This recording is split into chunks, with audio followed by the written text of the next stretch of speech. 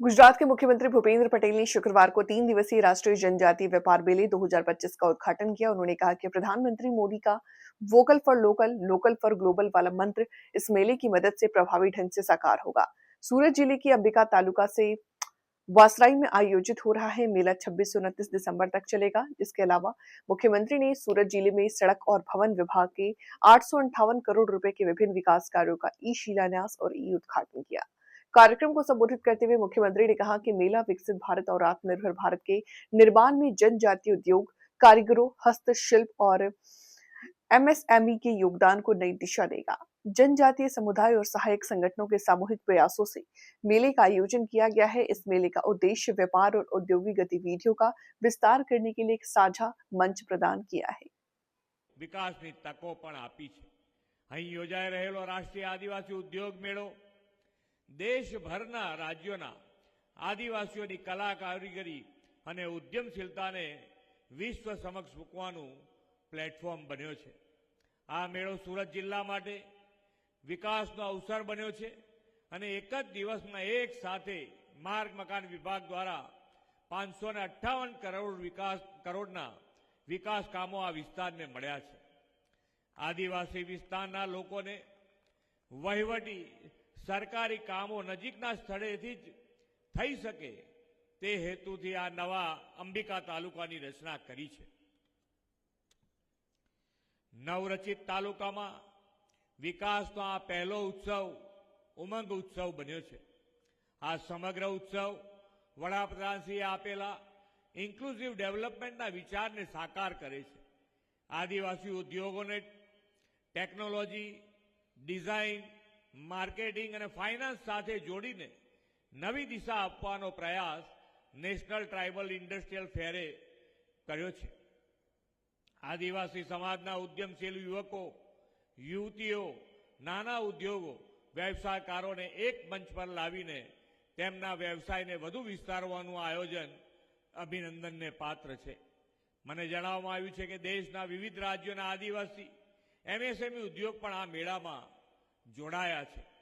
એક ભારત શ્રેષ્ઠ ભારતના સંકલ્પને આ બધા ઉદ્યમીઓ સાકાર કરશે એવો મને વિશ્વાસ છે। આદરણીય વડાપ્રધાનશ્રીએ આત્મનિર્ભર ભારતનું વિઝન આપ્યું છે।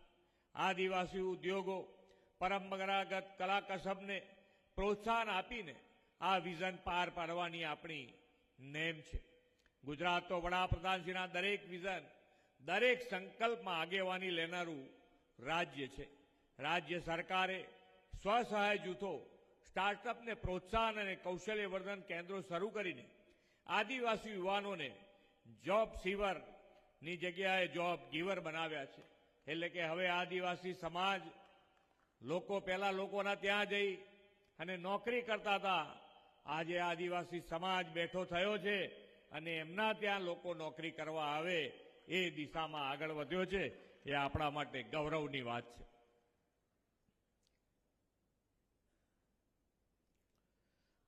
આપણે રાજ્યના 7 આદિવાસી વિસ્તારોમાં industrial park, C food park, MSME park અને એગ્રો ફૂડ પાર્ક વિકસાવી રહ્યા છીએ। આદિજાતિ યુવાનોને પણ સમય અનુરૂપ વિકાસમાં લાવવાના વિઝન સાથે વડાપ્રધાનશ્રીએ આદિ કર્મયોગી અભિયાન આદર્યું છે। આપણે ડોક્ટરો, શિક્ષકો, યુવા નેતાઓ, યુવા કાર્યકરો એવા 15,000 जनजाति युवाओं ने आदि सहयोगी बनाव्या छे। जनजाति विस्तार में एक समये सायंस स्कूलों न हती। आजे वडाप्रधानश्रीना दिशा दर्शन में जनजातीय विस्तारों में 12 सायंस कॉलेज, 2 यूनिवर्सिटी અને 11 मेडिकल कॉलेजना कारणे जनजातीय परिवारना संतानो डॉक्टर અને एंजीनियर बनता थया छे। सदीओथी परिश्रम, प्रामाणिकता અને સ્વાભિમાન સાથે જીવતા આદિવાસી સમાજના સર્વગ્રાહી વિકાસ માટે મોદી સાહેબે એમના માર્ગદર્શનમાં જનજાતિ કલ્યાણ યોજના આ શરૂ કરાવી છે। 2 લાખ કરોડ રૂપિયા આ વિસ્તારમાં વપરાવાના છે। આપો છો? હાજી જી हिंदीમાં એ બધા લઈ લેજો। जी सब रेडी आवाज है नाजिम? हाँ ओके सर बोलिए। आज गुजरात के सूरत जिला के नवनिर्मित अंबिका तालुका में नेशनल ट्राइबल ट्रेड फेयर 2025 का आयोजन हुआ है। समस्त गुजरात आदिवासी समाज की ओर से ये पहली बार गुजरात में भव्य आयोजन जनजाति समाज के सभी उद्योग प्रेमी को एक बड़ा प्लेटफॉर्म देने के लिए जनजाति समाज से बना हुआ हर एक उत्पाद या एसएचजी महिला या आदिम जूथ परिवार या किसानों के द्वारा बना हुआ उत्पाद का एग्जीबिशन ये यहाँ बहुत बड़े पैमाने में हुआ और इसका उद्घाटन आज हमारे गुजरात के सम्माननीय मुख्यमंत्री भूपेंद्र भाई पटेल जी ने किया और साथ में हमारे गुजरात के सभी माननीय कैबिनेट मंत्री श्री और सभी जनप्रतिनिधि और साथ में मुझे अति आनंद के साथ मैं कहता हूं कि हमारे राष्ट्रीय जनजाति आयोग के चेयरमैन सम्माननीय अंतर आर्य जी आज विशेष रूप से इस कार्यक्रम में पहुंचे और हमारे पार्लियामेंट्री SC/ST वेलफेयर कमेटी के चेयरमैन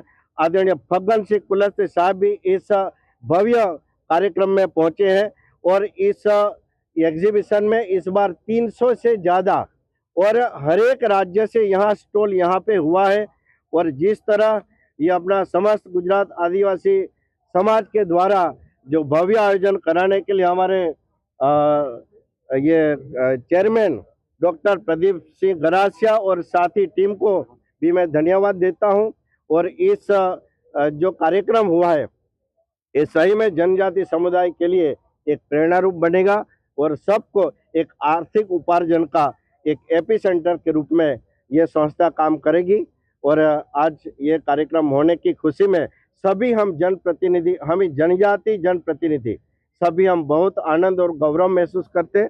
सभी को जय आदिवासी, जय जोहार, भारत माता की जय, वंदे मातरम।